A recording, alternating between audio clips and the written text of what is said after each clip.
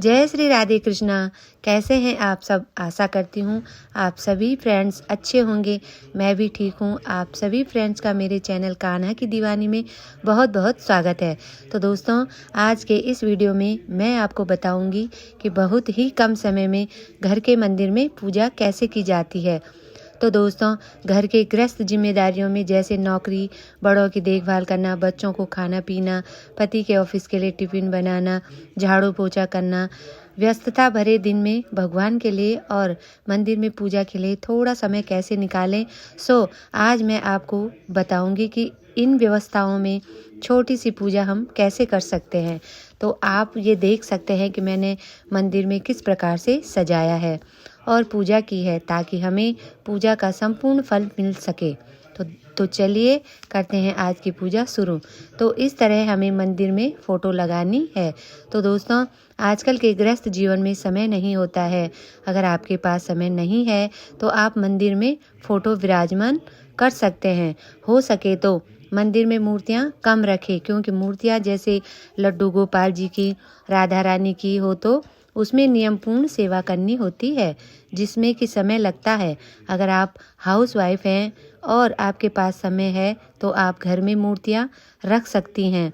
देखो दोस्तों, हाउसवाइफ के पास भी बहुत सारा घर का काम होता है, लेकिन वह फिर भी पूजा के लिए थोड़ा समय निकाल ही लेती है। तो देखो, मैं भी एक हाउसवाइफ हूँ, तो मैंने लड्डू गोपाल जी और राधा रानी की मूर्ति विराजमान कर रखी है। तो थोड़ा बहुत समय निकाल के सेवा कर लेती हूँ। और अगर हमने मूर्ति विराजमान कर रखी है तो पूजा नहीं कर पाए तो हमें दोष लगता है। इसलिए अगर हमारे पास समय नहीं है तो हम मंदिर में सिर्फ भगवान की फ़ोटो लगा सकते हैं।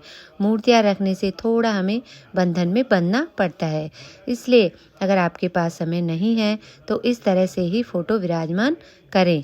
तो सबसे पहले हम जल लेंगे और सबसे पहले हाथ धो लेंगे। फिर हाथ में 3 बार जल लें और फिर ओम विष्णुवाय नमः, ओम विष्णुवाय नमः, ओम विष्णुवाय नमः कहेंगे। ज़्यादा मंत्र पढ़ने की ज़रूरत नहीं है। और फिर जल को चारों दिशाओं में जल छिड़केंगे। फिर पृथ्वी माता में जल छोड़ देंगे। तो मंदिर में आने के बाद ये 3 कार्य अवश्य कर लें। अब हम दीप प्रज्वलित करेंगे। सबसे पहले दीप प्रज्वलित करेंगे और उसके बाद धूप जलानी है। धूप हमें ज़रूर जलानी है, क्योंकि धूप से मंदिर का वातावरण शुद्ध हो जाता है और खुशबू फैल जाती है। मंदिर में पूजा करने का और भी मन लगने लगता है। तो इस प्रकार से हमें धूप और दीप से पूजा करनी है। अब हम पुष्प लेंगे और हाथ जोड़ देंगे।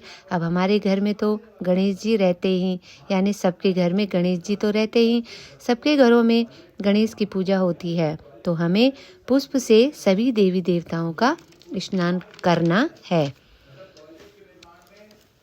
अब हम एक गीले कपड़े से सभी फोटो को साफ करेंगे। पहले दिन की पूजा में जो हम टीका लगाते हैं वो साफ करना है। उसके बाद सूखे कपड़े से पोंछ लेंगे। मैं पूजा में बहुत ही कम समय में बता रही हूँ। मैं पूजा के बारे में बहुत ही कम समय में पूजा करना बता रही हूँ। ये आप प्रतिदिन कर सकते हैं। अब यहाँ पर लड्डू गोपाल जी और राधा रानी जी हैं, तो मैंने इनको सुबह स्नान कराकर वस्त्र धारण कर लिए थे। इनको आप रोज़ वस्त्र जरूर बदलें।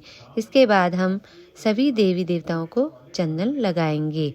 अब हम देवियों को चंदन नहीं लगाया जाता, इसलिए हम उनको रोली लगाएंगे। तो सबसे पहले गणेश जी को रोली लगाएंगे और फिर सभी को हम चंदन लगाएंगे। ध्यान रहे, भोले बाबा जी को रोली नहीं लगाया जाता, उनको हम चंदन ही लगाएंगे। अब हमें टीका चंदन कर दिया है, स्नान करा दिया है। अब हम पुष्प चढ़ाएंगे और आपके पास पुष्प नहीं है तो आप अक्षत भी चढ़ा सकते हैं। अक्षत में हम रोली भी डाल सकते हैं, उसमें रोली मिला के टीका कर सकते हैं। तो सबसे पहले हम गणेश जी को पुष्प चढ़ाएंगे। कभी कभी कुछ सामग्री नहीं होते तो कोई बात नहीं, आप भाव से ही पुष्प चढ़ा सकते हैं। अब हम कलावा लेंगे और वस्त्र रूपी कलावा चढ़ा देंगे।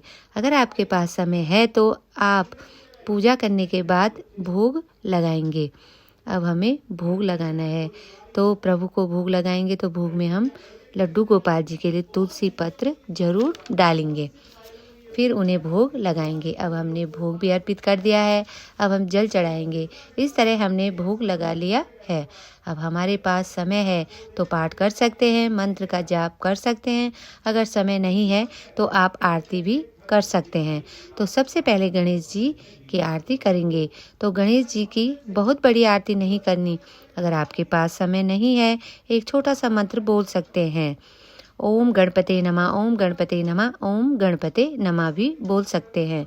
छोटे छोटे श्लोक भी आप बोल सकते हैं और आरती कर सकते हैं। फिर माता जी को सर्वमंगल मांगल्ये शिवे सर्वार्थ साधिके शरणे त्र्यंबके गौरी नारायणी नमस्तुते हम मंत्र बोलेंगे। लड्डू गोपाल जी को आप ये मंत्र बोल सकते हैं। कृष्णाय वासुदेवाय हरये परमात्मने प्रणतः क्लेशनाशाय गोविंदाय नमो नमः। अब हम हाथ में फूल लेंगे और भगवान जी से क्षमा करेंगे कि हे प्रभु, हमारे पास समय नहीं था। जब हमारे पास समय होगा तब हम आपकी पूजा पाठ करेंगे। दोस्तों, आपको वीडियो कैसे लगा आप कमेंट्स करके ज़रूर बताएं। जय श्री राधे कृष्णा, राधे राधे।